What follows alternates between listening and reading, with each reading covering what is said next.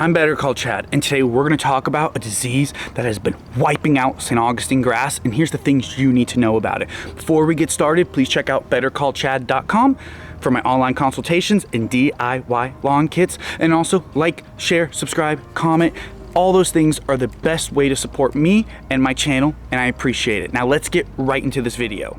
Usually, I actually do always write scripts when I do my videos. They're not word for word scripts, but mainly points I want to hit, and I want to make sure I hit them in the right order because I can forget information even though I talk about and do this stuff all the time, but I want to make sure I'm relaying it in the right chronological order and I'm not missing little information and little bits. So I always leave myself notes to make sure I'm covering every topic, everything in the right order and in the best way possible. Now, I usually don't show it though. Now here, I'm gonna have this paper in front of me because there's a lot of information. I'm gonna try to just give you the most important things about this disease. Now, to get started, this is called Sugarcane Mosaic virus. And this can wipe out your lawn and there's really no way to treat it right now. And it can be frustrating if it happens to you because there's absolutely more signs from this.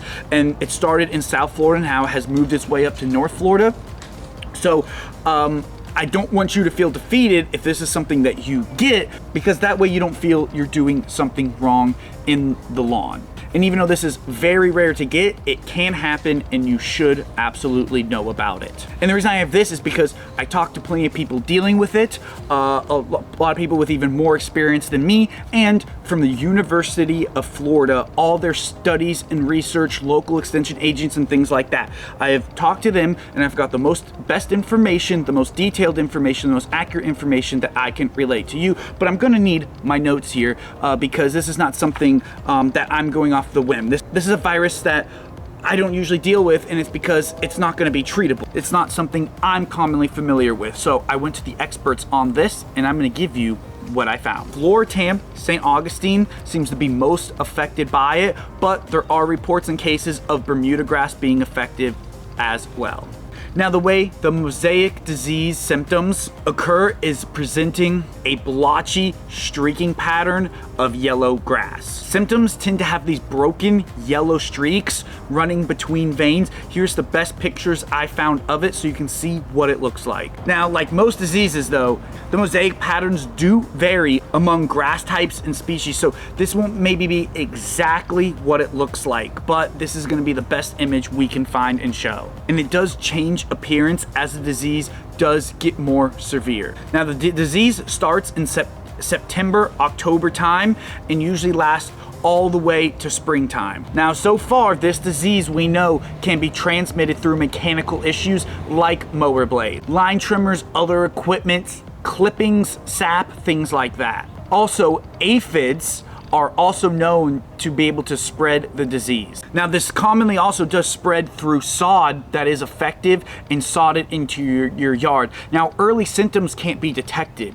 So you could buy sod that looks perfectly fine or maybe a little bit off because it is sod, and you put it into your lawn and it can infect the rest of your yard. Now, to minimize the spread, obviously you sanitize your equipment. Now, if you're a homeowner who mows your own lawn, you'll be okay. Now, if you use a lawn company, there's not much you can do besides mow your own lawn. I mean, and that's seriously it. We can't expect these mow guys to sanitize their blades between every single lawn because that's going to slow down their time. Your cost is going to go up and you're not going to want to use them and no one's going to want the work. So it's really an unrealistic thing to expect that. Now, the best thing lawn guys can do is blow off their decks and maybe underneath. That won't help with the disease, but that can help stop spread of weeds, but that's really all we can expect. If that concerns you, then the best course of action is just gonna be mowing your own lawn. Fungicides and pesticides are absolutely ineffective of treating and stopping the spread of this disease. And there's no known forms of treatment for homeowners or spray companies to do to stop or treat this disease. The range of this disease can be extremely severe to total lawn wipeout or simply just some yellowing and recovering back on its own. The environmental factors are not understood yet. So we don't know exactly, wet, shady, whatever. We don't know why it goes somewhere and not somewhere else and things like that. So I can't give you any tips to help try to prevent it and things like that. Now the only thing we've noticed is that it tends to come up in yards that have lots of fungal disease. So usually they've noticed some reports, this isn't 100% sure, that making sure that you're taking care of active funguses in the yard can maybe help somewhat prevent, but this isn't even a guarantee. This is just a pattern that they've been seeing so far that could possibly maybe help. And so I'll have some pictures up here, but this disease can totally wipe out a lawn extremely fast, and it can somewhat bounce back even into the next year.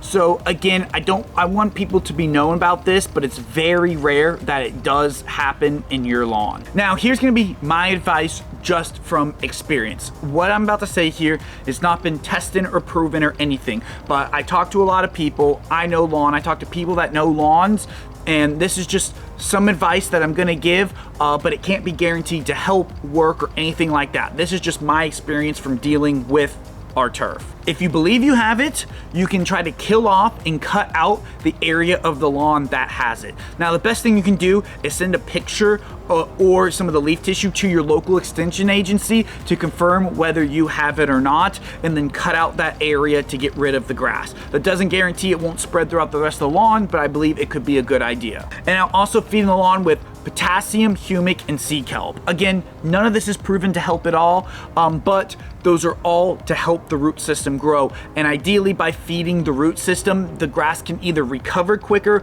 or maybe somewhat naturally fight off the disease. This is not proven, but at least if the lawn does survive it, it can help recover quicker by using those products while you have the disease and even after. And that's just my advice as a lawn professional. Now, this is what I'm bringing to you. We don't know too much about this disease. If you do believe you have it, please send pictures to UF/IFAS, IFAS, their extension agency. They have a lawn and garden.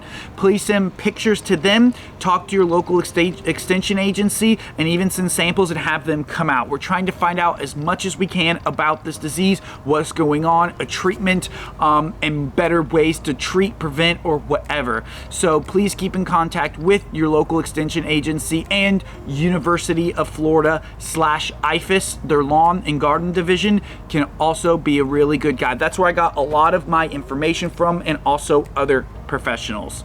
So this is just to be known. So if you were the unlucky one to have this disease and your lawn just died out and you feel like it's something you did or didn't do, that may not be the case. So maybe that can make you feel somewhat better, even though replacing your yard isn't great, or you can know that you can wait till spring to see if it bounces back. I believe a long time ago when I was doing live videos, I had someone who had this. Their lawn drastically died out very, very quickly and seemed to bounce back in the spring, majority of it, and I've never seen anything like it. I talked to the guy for over an hour trying to get any little information, and I believe that that's what happened to that yard. Unfortunately, because he only had video camera pictures and not close up, because he reached out to me kind of after, I was never really sure, but I've never seen a lawn die out like that without something happening to it. So I believe that was the case. Now, appreciate you watching the video. If you have any questions below, leave them below in the comments. Like, subscribe, share. That's the best way to support me and my channel. And check out bettercallchad.com for online consultations and DIY lawn kits. Everyone have a great rest of your day.